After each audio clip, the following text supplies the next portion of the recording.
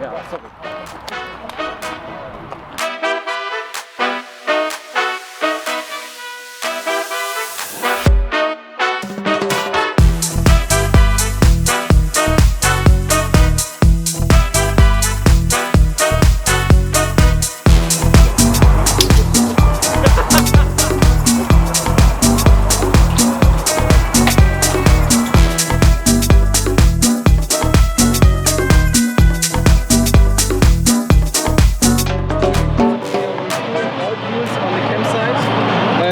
Structural integrity, stability, and charmers, right? Yes.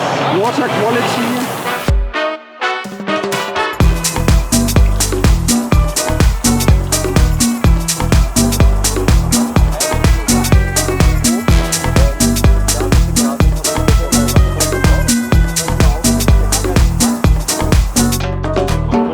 Okay, weiter geht's.